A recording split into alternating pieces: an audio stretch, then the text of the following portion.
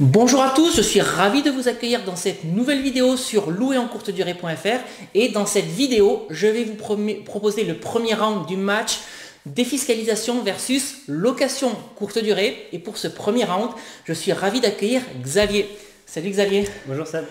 Alors Xavier, c'est quelqu'un que je connais depuis pratiquement 10 ans. On était anciens collègues lorsque j'étais encore dans le milieu informatique.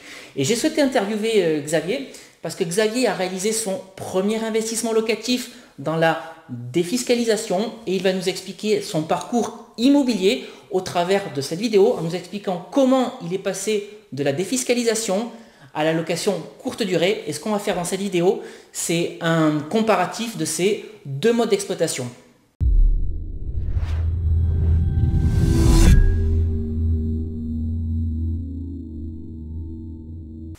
Bonjour à tous, je suis Sébastien, auteur du blog louerencourtedurée.fr et comme je vous le disais en introduction de cette vidéo, ce qu'on va faire c'est le premier round du match défiscalisation versus location courte durée. Alors avant qu'on rentre dans le vif du sujet, n'hésitez pas comme d'habitude à vous abonner librement et gratuitement à ma chaîne YouTube. Ça me permettra de vous tenir informé en temps réel de la publication de toutes mes nouvelles vidéos. Alors Xavier, écoute, je suis ravi de t'accueillir.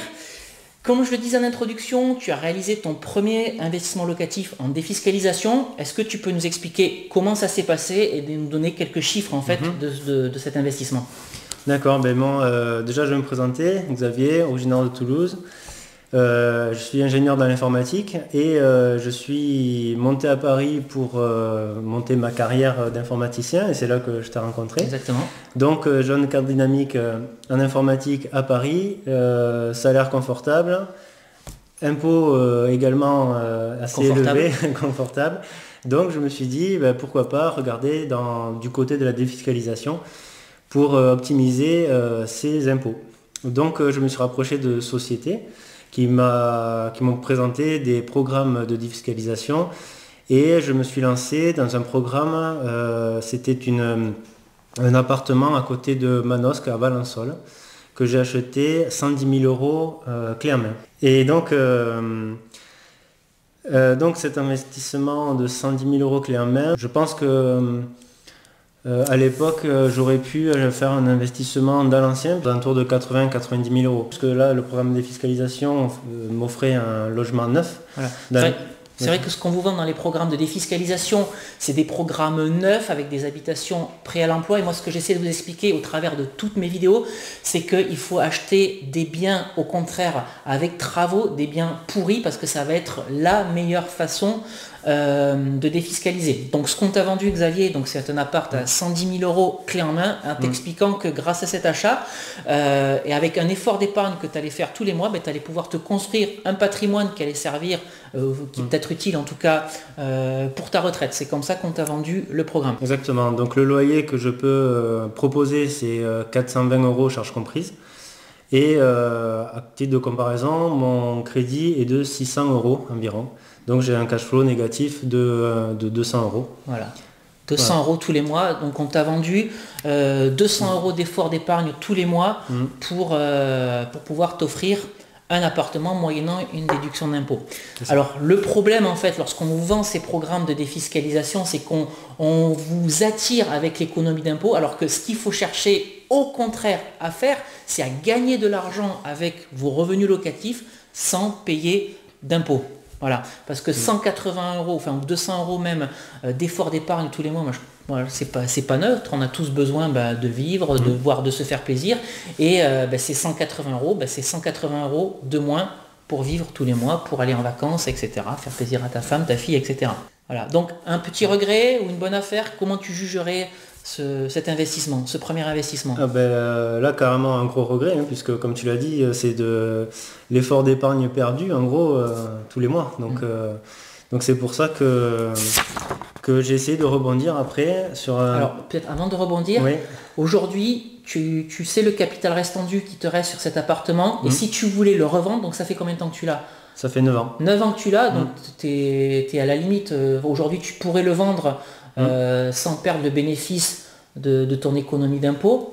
Aujourd'hui, il te reste combien à rembourser et combien vaut cet appartement? Alors aujourd'hui, il me reste 90 000 € à rembourser environ.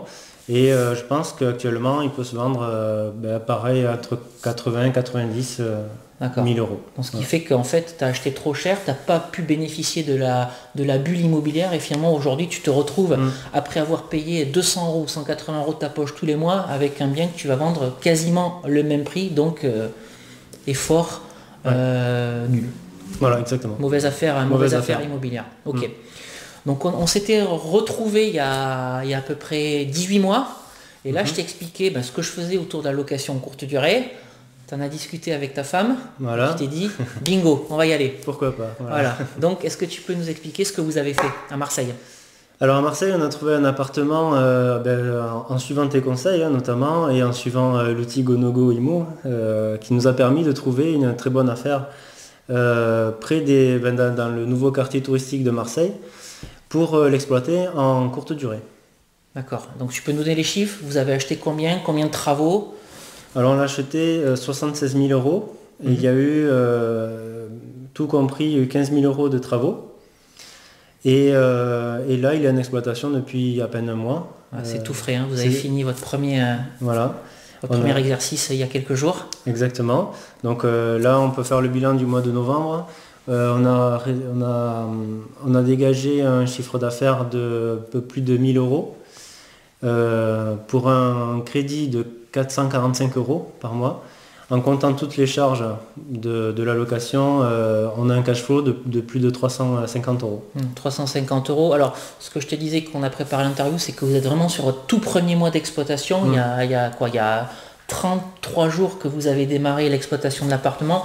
Faut le temps que l'appartement se mette en route, se faire bien référencer sur les divers sites. Moi, je pense que vous allez au moins tirer en vitesse de croisière 500 euros de cash flow. Ça pourra monter bien plus haut les mois d'été avec la saisonnalité à Marseille où vous allez attirer une population, vous allez avoir une demande locative beaucoup plus importante, d'autant plus, ça c'est très très important, vous avez bien fait, vous avez acheté un appartement dans lequel vous avez 4 couchages, ce qui signifie que sur les mois d'été vous allez pouvoir loger jusqu'à 4 personnes et donc augmenter vos prix et votre rentabilité. Donc pour moi c'est une très très belle opération immobilière. 346 euros, c'est ça, 346 euros de cash flow sur un premier mois d'exploitation, c'est vraiment bon et ça laisse vraiment de bonnes perspectives pour l'avenir. Donc ce que je voulais mettre en exergue aujourd'hui, c'est 9 ans d'exploitation en location de type défiscalisation, donc un cash flow négatif, un manque à gagner de quasiment 200 euros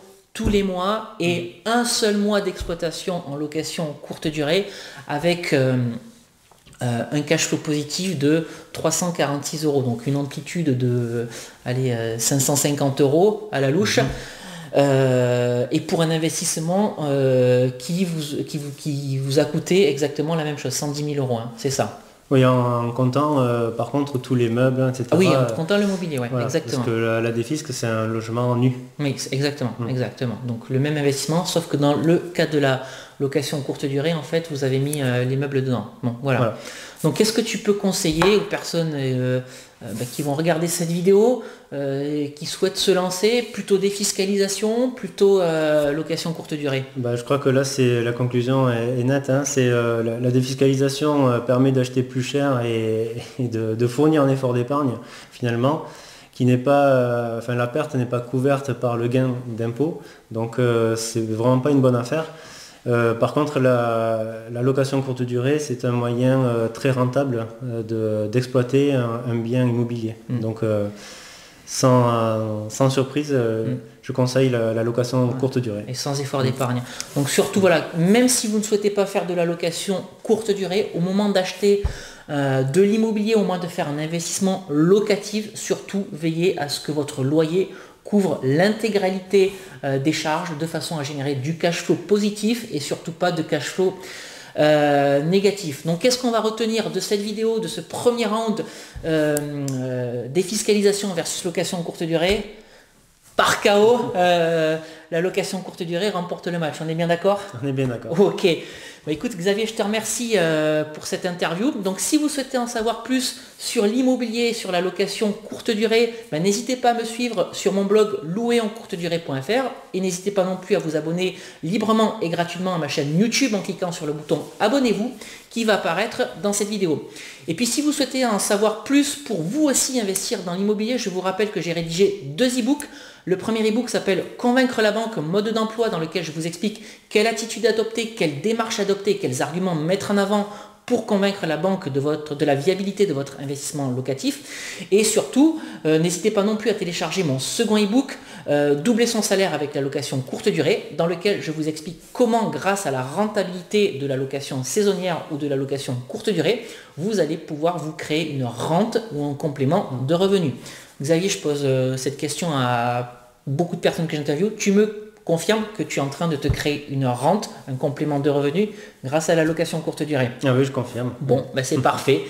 Xavier, encore une fois, merci pour cette interview. On se retrouve très très vite dans une nouvelle vidéo et pour le round numéro 2, défiscalisation versus location courte durée. À très bientôt. Ciao.